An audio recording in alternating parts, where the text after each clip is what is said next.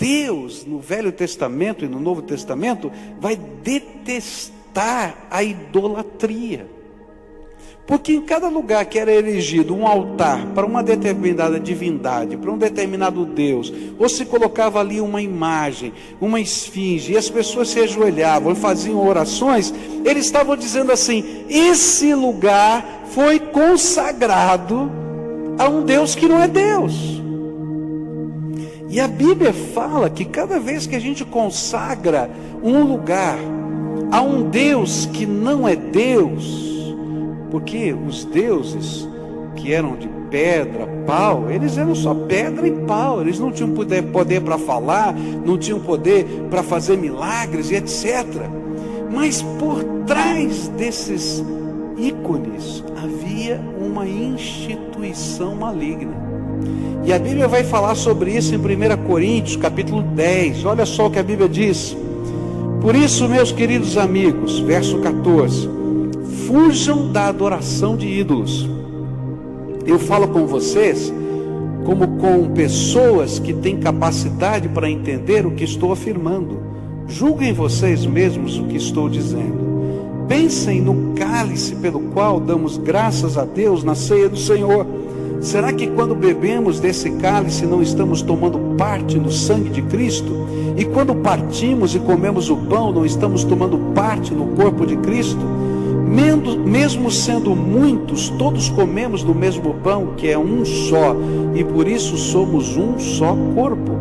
Pensem no povo de Israel, aqueles que comem as coisas oferecidas em sacrifícios, tomam parte juntos no sacrifício que é oferecido a Deus no altar. O que é que eu quero dizer com isso? Que o ídolo ou o alimento que é oferecido a ele tem algum valor? É claro que não. O que eu estou dizendo é que aquilo que é sacrificado nos altares pagãos é oferecido aos demônios e não a Deus. E eu não quero que vocês tomem parte nas coisas dos demônios. Vocês não podem beber do cálice do Senhor e também do cálice dos demônios. Vocês não podem comer na mesa do Senhor e também na mesa dos demônios. Ou será que queremos provocar o Senhor, fazendo com que Ele fique com ciúmes?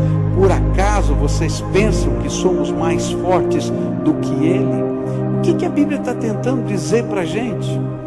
Toda vez que eu coloco um altar, toda vez que eu faço oração diante desse altar, eu estou dedicando aquele lugar e a minha própria vida para aquela figura que está ali. E por trás dessa figura, da instituição da idolatria, existe uma inteligência demoníaca. Porque toda vez que eu estou falando com alguém que não é o Deus vivo, ou o nosso único mediador entre Deus e os homens, Jesus Cristo, eu estou tirando a figura central da minha adoração de lado e estou colocando uma figura secundária no seu lugar. E a Bíblia chama isso de idolatria. Por isso, o nicho que você tem na sua casa determina quem você adora. E mais, o nicho que você tem na sua casa determina quem é o dono dessa casa, quem é o Senhor da tua vida. Quando houve a final da Olimpíada, domingo passado, eu tenho que confessar que eu fiquei muito triste. Porque no final da Olimpíada, houve uma apresentação do Brasil. E foi levantado um altar naquele lugar. E foi dedicado a Olimpíada Brasileira a quem? Você sabe quem? Para quem? Não sabe? É Iemanjá. E eu fiquei pensando, Iemanjá não é dona desse país, Jesus Cristo é o dono desse país. E a gente tem que levantar um altar, dizer que essa terra pertence ao Senhor Jesus. E quando a gente imagina que essas são expressões meramente culturais, queridos, essas são expressões tremendamente espirituais.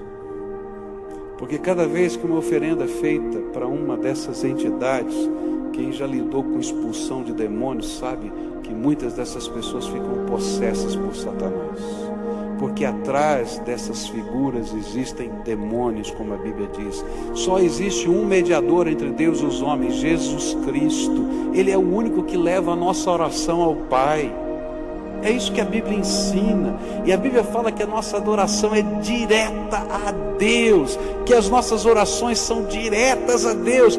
E quem media é Jesus. Ele é o nosso sumo sacerdote que intercede por nós. Ele é o nosso advogado que luta pelas nossas causas. Ele é o nosso libertador e transformador.